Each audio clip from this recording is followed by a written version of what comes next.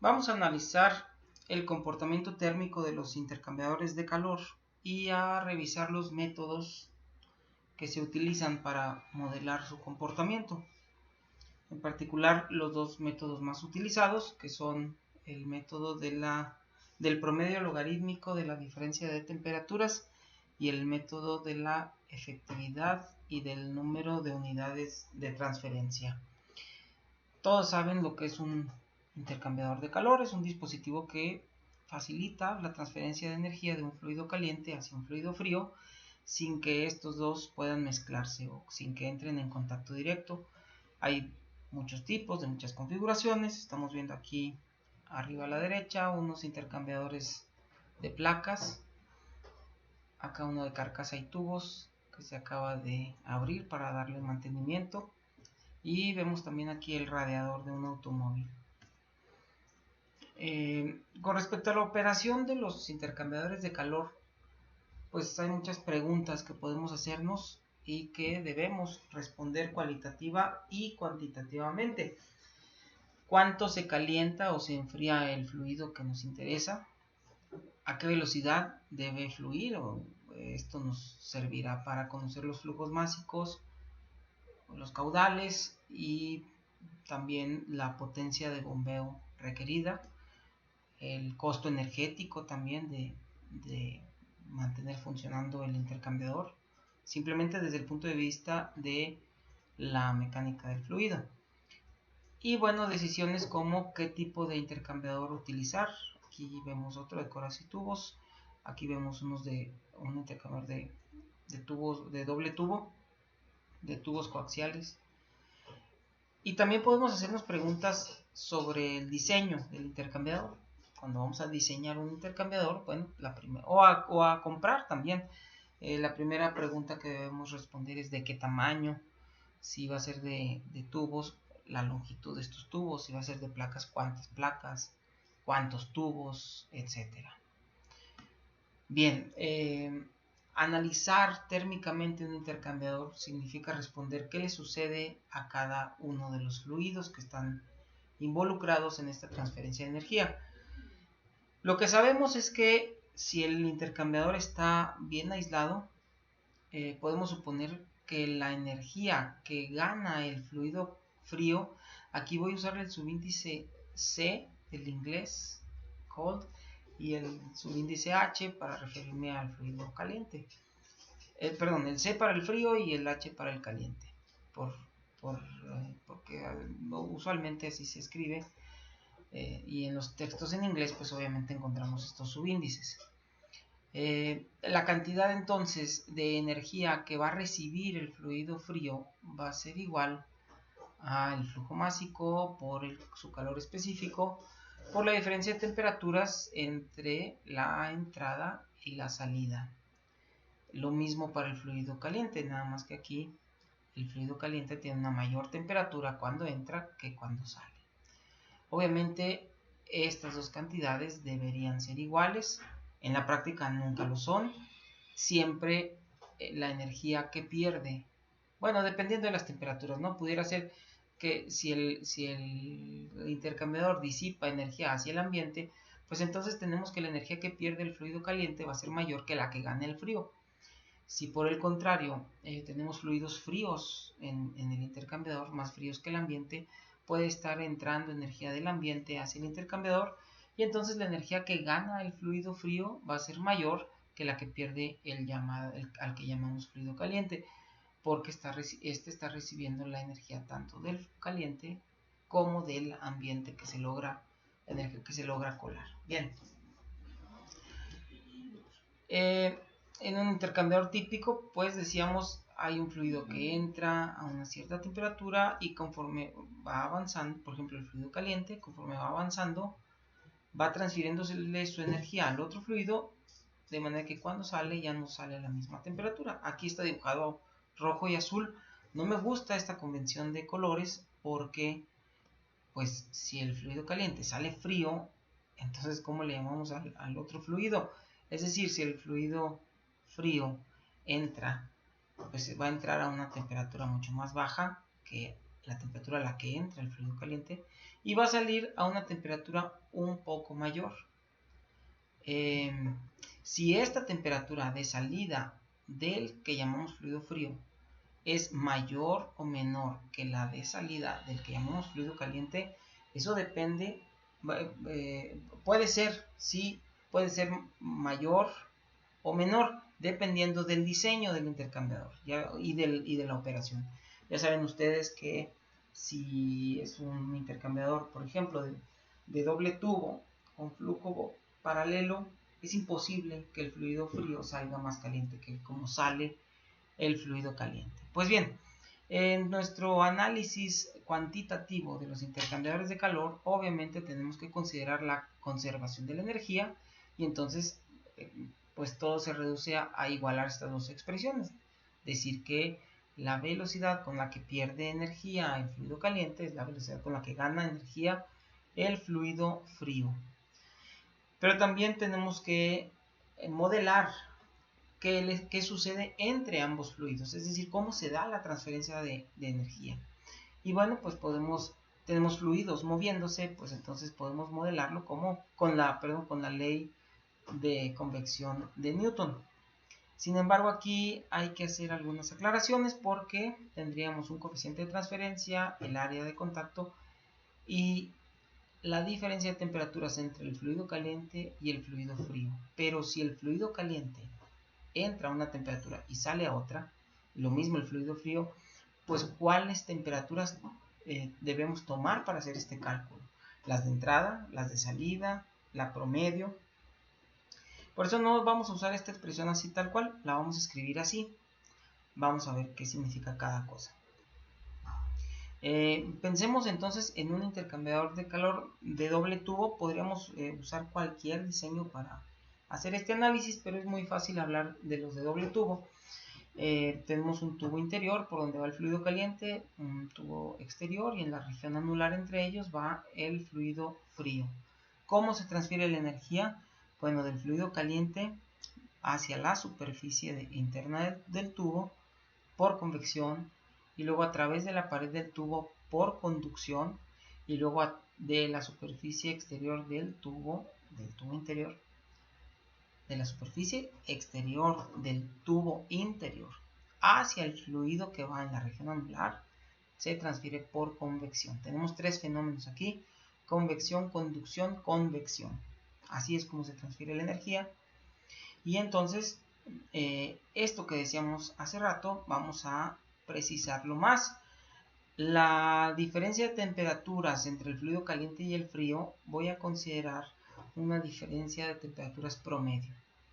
Es decir, voy a sacar el promedio entre cuán separadas están, cuán distintos son los valores de temperatura aquí, por ejemplo, y luego acá, y luego acá, y luego acá, y en la salida. Promedio todos esos valores, promedio las diferencias entre las temperaturas, y ese promedio es el que debo usar. Ahorita les voy a decir cómo vamos a promediar. Y por otro lado, esta letra U mayúscula representa un coeficiente global, que se refiere a que, si bien es cierto que podemos modelarlo como un proceso de convección, en realidad están implicados dos convecciones, la interna y la externa, y también la conducción a través de la pared del tubo. Entonces tenemos que definir esta U, que le llamamos coeficiente global, de alguna manera que incluya toda esta información. Bien. Eso es lo que estaba diciendo. Muy bien. Vamos entonces a regresar a hablar de qué le sucede a cada fluido. Y para esto déjenme dibujar los perfiles de temperatura. Piensen en un intercambiador de calor de doble tubo otra vez, en donde los flujos son en paralelo. Si se fijan, el fluido caliente va por dentro, el fluido frío envuelve a este último, y las temperaturas de ambos fluidos van a ir cambiando conforme avanzan. Lo mismo sucede si consideramos el mismo intercambiador pero operando en contraflujo. ¿Qué va a suceder? Bueno, en ambos casos vamos a tener ciertos perfiles de temperatura. En el caso del fluido paralelo, el fluido caliente que va por el interior se va a ir enfriando conforme avanza, porque va a ir cediendo su energía. El fluido frío va a ir absorbiendo esa energía y va a ir calentándose. En el caso del sistema operando a contraflujo, conforme el fluido caliente va avanzando, se va encontrando con fluido frío cada vez más frío, porque conforme avanza el fluido caliente, pues se va encontrando con el fluido frío más cerca de su entrada. Y entonces lo que tenemos es que en la operación en contraflujo, la diferencia de temperaturas entre ambos fluidos es prácticamente constante, mientras que en el flujo paralelo inicialmente hay una gran diferencia de temperaturas y a la salida hay una diferencia de temperaturas considerablemente menor. Nunca está de más repetir que en el intercambiador de calor flujo paralelo, el fluido caliente no puede salir más frío que el fluido frío. Si estas dos curvas no pueden cruzarse, eso violaría la segunda ley de la termodinámica. Pero en cambio, en la operación a contraflujo, el fluido caliente puede salir más frío, o bueno, a una temperatura menor que la temperatura de salida del fluido frío. No, eso no viola ninguna ley de la termodinámica, porque cuando el fluido frío sale, está en contacto con fluido muy caliente y sigue habiendo siempre una diferencia de temperaturas que le permite seguir absorbiendo energía. De igual forma, el fluido caliente cuando está saliendo está en contacto con fluido muy frío y entonces eso le permite seguir cediendo su energía, enfriándose cada vez más. Por eso el fluido caliente puede salir a menor temperatura que como sale el fluido frío, porque salen en posiciones distintas. Muy bien. El coeficiente global de transferencia del que hablábamos hace rato, ¿se acuerdan que hicimos este análisis? Pues debe considerar, decíamos, la convección en el interior, la conducción a través de la pared cilíndrica y la convección en el exterior. En otras palabras, si calculáramos la resistencia total de los tres procesos, tendríamos que sumar en serie estas tres resistencias. Bien, esa sería entonces la resistencia total. Habíamos dicho que la transferencia de energía la podemos modelar con la ley de enfriamiento de Newton, siempre y cuando aquí consideremos un coeficiente global, que es al que llamamos U. Y como lo estamos suponiendo, un fenómeno de convección, recuerden ustedes que la resistencia a la convección la calculábamos con el inverso del coeficiente de transferencia y el área superficial.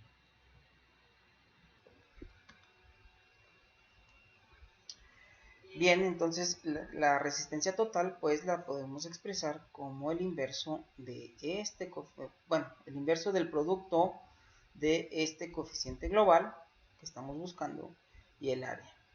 Y por lo tanto, este coeficiente global lo vamos a expresar en términos de esta resistencia total, que es lo que tenemos aquí.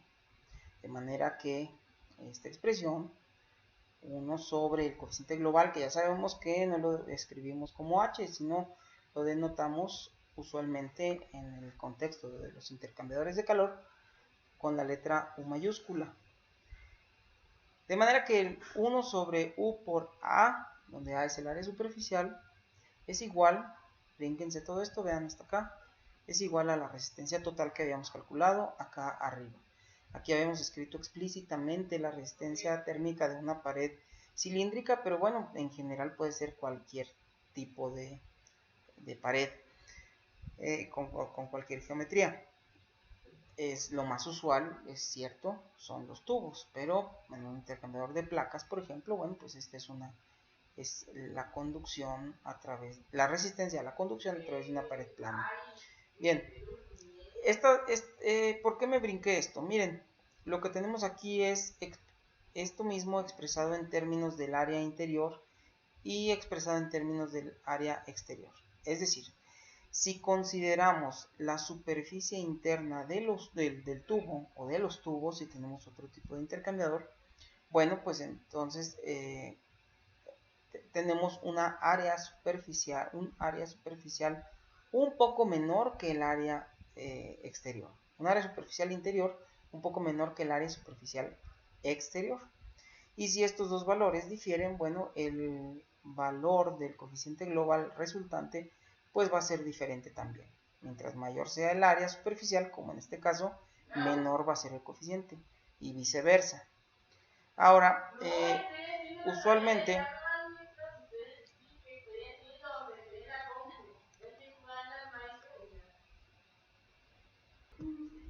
perdón, la cuarentena.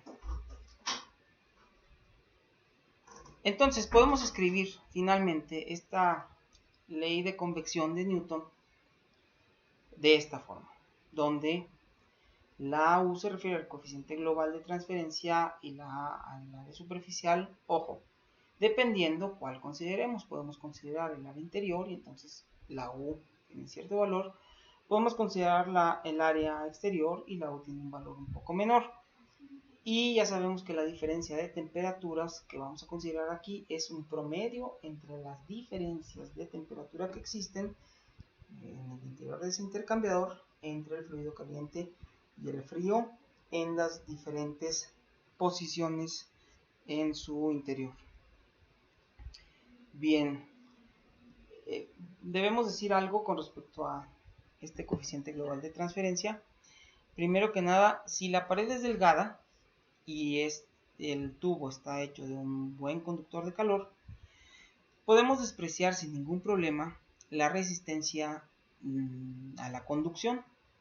Va a ser muy pequeña comparada con estas dos, con las resistencias a la convección, y entonces es muy fácil demostrar que si la pared es delgada y las áreas son muy parecidas, pues esta expresión de arriba se reduce a esta de aquí abajo. Quiten esto, las áreas supónganlas iguales y entonces tengo área aquí, aquí, acá, se cancelan y me queda que el inverso de U es igual al inverso de las H's en el interior y en el exterior. Por otro lado, la conducción de calor se va a ver, la resistencia a la conducción se va a ver incrementada por incrustaciones, y esto puede ser por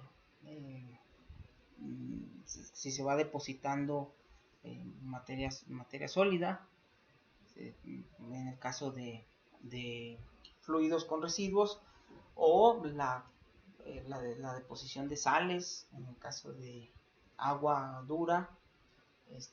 Las sales que contienen el agua van formando una capa de carbonato de calcio y eso va formando una capa de incrustaciones que debemos considerar en el cálculo de la resistencia. Por lo tanto, deberíamos aquí incluir dos resistencias más a la conducción a través de estas dos capas de residuo sólido. Aquí está. Y entonces eso incrementa la resistencia total y por lo tanto disminuye el coeficiente global de transferencia. Entonces, ¿cómo podemos mejorar el desempeño de nuestro intercambiador de calor? Bueno, pues manteniendo siempre limpias las superficies, y para eso hay que darles mantenimiento con cierta periodicidad. Y si no lo hacemos, bueno, pues ya sabemos cuáles son las consecuencias. Pues se puede reducir muchísimo el coeficiente global de transferencia, y no solo eso, sino que al reducir el espacio, el área de la sección transversal, pues van a disminuir los flujos másicos, va a aumentar la fricción de Darcy y van a aumentar los costos de bombeo. Muy bien. El método que vamos a estudiar ahorita se llama así, método de la media logarítmica de la diferencia de temperaturas. Bueno, en inglés es completamente al revés, y a veces se traduce y no me gusta mucho la traducción, porque a veces le dicen método de la diferencia logarítmica media de temperaturas, y pues es cambiar el orden de las palabras y convertir en sustantivos los que son adjetivos. En fin, Este método consiste en estas dos ecuaciones que habíamos mencionado anteriormente, junto con la ley de Newton de la convección, escrita para un intercambiador, donde recuerden que esta diferencia de temperaturas que vamos a poner aquí en realidad es un promedio logarítmico, por eso se llama así el método. Piensen en un intercambiador trabajando en flujo paralelo. De hecho, en cualquier libro de texto viene la derivación del análisis, pues sobre un intercambiador de doble tubo en flujo paralelo se saca una rebanada. Tenemos aquí a nuestro amigo Rodajín. Hacemos un análisis sobre cuánto cambia la temperatura de un fluido, cuánto cambia la temperatura del otro. Debido a esta diferencia de temperaturas que provoca el flujo de calor, pero esta diferencia de temperaturas va a ir cambiando desde un delta T1 en el extremo 1 y delta T2 en el otro extremo. Entonces debemos tener un promedio entre estos dos. Por la forma de las curvas, vemos claramente que ese promedio no debe ser un promedio aritmético. Si estas curvas fueran dos rectas, entonces el promedio aritmético sería exactamente lo que debemos hacer. Pero cuando el comportamiento de la curva no es lineal, como es el caso que vemos aquí dibujado, un promedio aritmético no es siempre lo correcto. Y entonces debemos recurrir a un promedio logarítmico, que es esta expresión que vemos aquí y que ya habíamos visto antes. Lo que tenemos es la diferencia entre las diferencias de temperatura en un extremo y en otro, pues sería entre la diferencia de los logaritmos, ¿no? Por las leyes de logaritmos, que podemos escribirlo como el logaritmo del cociente entre la diferencia en un extremo, la diferencia de temperaturas, y la diferencia de temperaturas en el otro extremo. Pues bien, este conjunto de cuatro ecuaciones es al que llamamos el método de la media logarítmica de la diferencia de temperaturas. Que si podemos usar una media aritmética en lugar de esta media logarítmica, sí, no más que debemos tener en consideración que la media aritmética siempre nos va a dar un valor mayor a la media logarítmica. Por lo tanto, si usamos la media aritmética, este valor va a ser un poco mayor y vamos a estar sobreestimando el valor de la razón de la transferencia de calor. Por otro lado, cuando discúlpenme el uso de la palabra diferencia tantas veces, pero si la diferencia entre las diferencias, es decir, este valor, la diferencia de temperaturas en el extremo 1 y la diferencia de temperaturas entre el extremo 2, difieren entre sí en no más del 40%, entonces el error al usar la diferencia de temperatura... Entonces, está mal escrito aquí. El error al usar la media aritmética de la diferencia de temperaturas es menor que el 1%.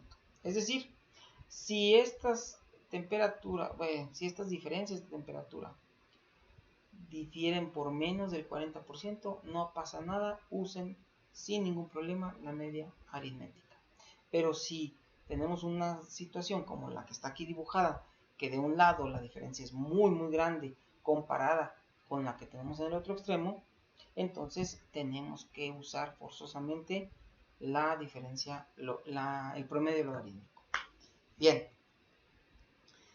este análisis que se hace, les digo yo, en los libros de texto siempre se hace para el flujo en paralelo. Sin embargo, si ustedes lo hacen para contraflujo, van a llegar exactamente a lo mismo, en donde delta 1 y delta T1 y delta T2 se refieren a las diferencias en los extremos, en un extremo y en otro. Por eso no les llamo entrada y salida, porque si es contraflujo, pues del extremo izquierdo es entrada para un fluido, pero es salida para el otro. Entonces, más bien debe ser extremo izquierdo, extremo derecho, o extremo 1, extremo 2. Y entonces estas ecuaciones se pueden usar sin ningún problema para los dos tipos de funcionamiento. Es fácil ver, es una cuestión nada más de observar las ecuaciones, y nos vamos a dar cuenta que, dadas las mismas temperaturas de entrada y salida, la el promedio logarítmico de las diferencias de temperatura, en el caso de contraflujo, nos va a dar siempre más que en el caso de flujo paralelo. Es un poco lo que habíamos visto. Ay, disculpen, me voy a regresar. Lo que habíamos visto acá. En contraflujo, la diferencia de temperatura se mantiene casi constante. Y si promediamos, bueno, aquí sí gráficamente nos podemos dar una idea muy clara de qué valor tendría ese promedio. Acá no, acá es un poco más difícil, pero lo que sabemos es que si estas temperaturas, en un extremo y en otro, aquí y acá, y aquí y acá, fueran iguales, entonces el promedio de esto me va a dar mayor que el promedio de esto. ¿Ok? ¿Dónde estábamos? Y entonces eso significa que si delta T es mayor para el contraflujo, pues la Q va a ser mayor para el contraflujo. Siempre y cuando sea el mismo intercambiador, va a tener la misma U y la misma área superficial. Y entonces me va a dar una transferencia de calor más efectiva. O en otras palabras, tendríamos la misma transferencia, pero con un área superficial menor. No sé qué pasó aquí, no le hagan caso a esto, solamente esto de aquí. El área superficial de un intercambiador de contraflujo no necesita ser tan grande como la de uno trabajando en flujo paralelo. Eso quiere decir que intercambiadores trabajando contraflujo más pequeños me pueden dar los mismos resultados que intercambiadores más grandes trabajando en flujo paralelo. Se puede incluir en este análisis, con este modelo, podemos analizar condensadores o calderas. La respuesta es sí, siempre y cuando en lugar de esta ecuación o esta, dependiendo si estamos evaporando o condensando un fluido, siempre y cuando cambiemos esta ecuación por esta. Es decir, la velocidad con la que por ejemplo, pensemos en un condensador, la velocidad con la que con la que pierde energía el fluido caliente, que sería un vapor, pues no está dada por un cambio de temperaturas, está dada por la condensación, la tasa con la que se condensa, que es a qué velocidad aparece el líquido multiplicada por el latente de vaporización. Bien, también aplica este método para otras configuraciones, no nomás flujo paralelo y contraflujo, o nomás para un intercambiador de doble tubo. Siempre y cuando introduzcamos un factor de corrección en el cálculo de la diferencia de temperaturas. Es decir, si tenemos un intercambiador, por ejemplo, de coraza y tubos con varios pasos de tubos, pues eso no es ni flujo paralelo ni contraflujo y no es un intercambiador de doble tubo. Este análisis podríamos decir que no sería válido y sin embargo, bueno, de hecho no lo es. No es válido que tenemos que corregir, pero es muy sencillo corregir, utilizar el mismo modelo, simplemente introduciendo este factor de corrección. Y entonces, cuando tengamos un intercambiador de calor que no sea de doble tubo, lo que vamos a hacer es calcular delta T1 y delta T2 como si fuera contraflujo, ¿ok? O sea, la entrada del caliente lo vamos a comparar con la temperatura de salida del frío y la salida del caliente con la entrada del frío. Vamos a calcular así el promedio logarítmico y luego se multiplica por el factor de corrección. Y lo que me dé, el factor de corrección es un número entre 0 y 1. Y lo que me dé, ese es el delta T que vamos a tomar aquí. ¿Ok? ¿De dónde vamos a sacar los valores del factor de corrección? Bueno, pues para eso hay tablas para cada tipo de intercambiador de calor. En los textos vienen y hay muchas más y se siguen publicando constantemente tablas para diferentes tipos de intercambiador. Y entonces en estas tablas vamos a leer, el valor de F para poder completar nuestros cálculos. Vamos a ver más de cerca una de ellas. Lo que vamos a hacer primero es seleccionar cuál curva con este parámetro R. Ahorita les voy a explicar qué es. Y ya que hayamos seleccionado la curva, no sé, por ejemplo esta, vamos a fijarnos en un valor de este parámetro P, que es el eje X. Y una vez que tengamos el valor de P, vamos a ver dónde cruza la curva y nos da un factor de 0.8, lo que sea.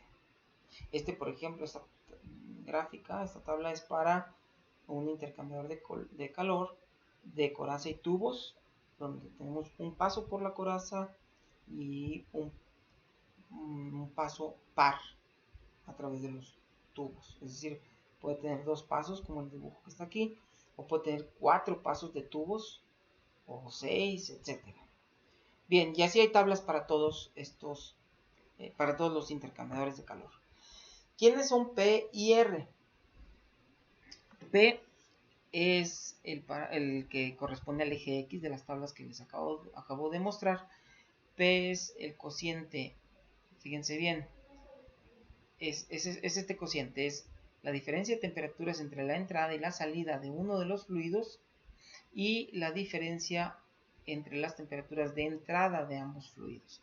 ¿Quién es T minúscula y quién es T mayúscula? Aquí lo vamos a ver. Los subíndices 1 y 2 se refieren a entrada y salida. Ok, entonces aquí es la temperatura de salida y esta es la de entrada. Esta es la de entrada de un fluido y esta es la de entrada del otro fluido. Ok, acá tenemos el parámetro R, se calcula igual. Entrada y salida, salida y entrada. Ok, bien. Fíjense bien que si ustedes pasan esta diferencia de temperaturas multiplicando para acá y esto para acá, lo que tenemos es la conservación de la energía. Decimos que del lado de los tubos, M punto por Cp, por el cambio de temperatura que sufra ese fluido, por ejemplo, el frío, sale más caliente que como entró, y entonces esa energía que absorbe el fluido frío va a ser igual a la que pierde el fluido caliente del otro lado, del lado de la coraza. M.Cp por la diferencia entre la temperatura a la que entró menos la que salió. Pasen esto multiplicando para acá y se van a dar cuenta. Entonces, quiere decir que la T minúscula se refiere al fluido del lado del tubo y T mayúscula del fluido del lado de la coraza. Aquí está. T mayúscula y T minúscula representan las temperaturas del lado de la coraza. La T grande es la estructura grande, la coraza, y la T minúscula representa la temperatura del fluido que va por adentro del tubo. Cuidado con esto, porque esto es lo que dice Sengel. Manrique, por ejemplo, dice que no, que la T mayúscula representa el fluido caliente y la T minúscula el fluido frío, sin importar de qué lado vaya cada quien. Aquí al revés, Sengel dice, no, aquí la T mayúscula es el que va del lado de la coraza y la minúscula del lado del tubo, sin importar cuál es el caliente. Lo curioso es que siempre obtenemos los mismos resultados con una convención o con otra, ¿ok?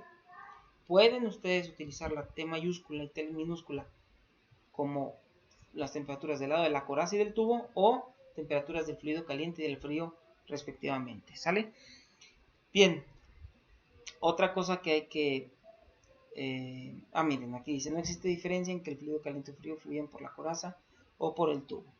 La determinación del factor de corrección F requiere que se disponga de las temperaturas de entrada y de salida, tanto para el fluido frío como para el caliente. Aquí se usan las 4 temperaturas, bueno, aquí 3, pero aquí sí se usan las 4 temperaturas. Por lo tanto, para poder usar las tablas que les acabo de presentar, necesitamos conocer forzosamente las 4 temperaturas, ¿ok?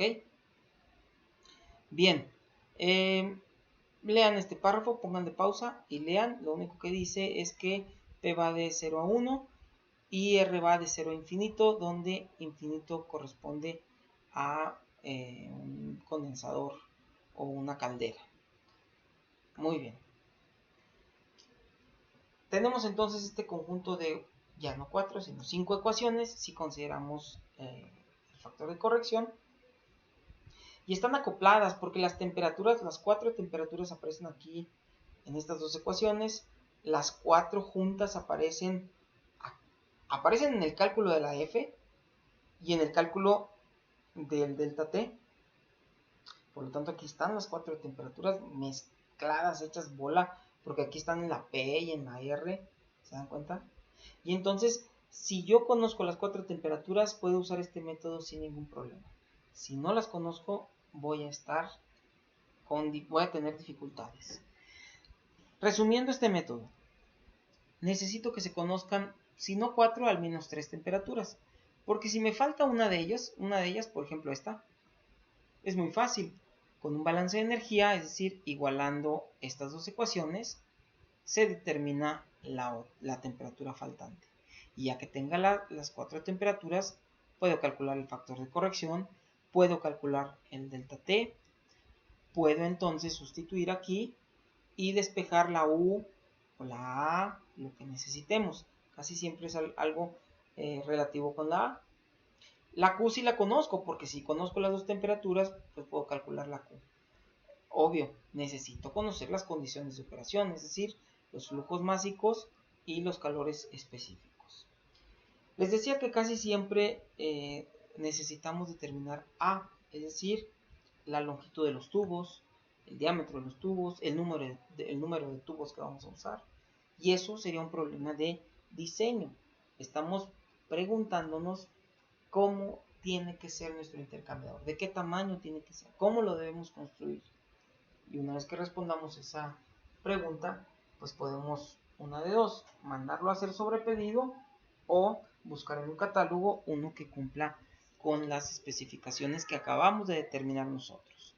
Ahora bien, si el problema no es ese, si yo ya compré mi intercambiador o ya lo tengo lo estoy viendo en el catálogo, todavía no lo compro, el catálogo me reporta el valor de U, me reporta el área superficial, y lo que no sé es, si yo lo conecto a mi proceso, pues voy a conocer las temperaturas de entrada de ambos fluidos, pero yo quiero saber a qué temperatura salen los fluidos. En ese caso, como nada más conozco dos temperaturas, no puedo determinar las otras dos. ¿Ok? Sí puedo usar este método. Si conozco todo lo demás, lo puedo resolver, pero necesito resolverlo numéricamente haciendo iteraciones. ¿Ok? Mejor, en lugar de eso, podemos usar el otro método, el método de la efectividad, número de unidades de transferencia. El nombre está espantoso, lo sé, pero resulta que nos simplifica muchísimo el trabajo. Este es el método que vamos a ver en el siguiente video. Por el momento vamos a pararle aquí, vamos a hacer ejemplos de esto y luego continuamos con el otro método, si les parece.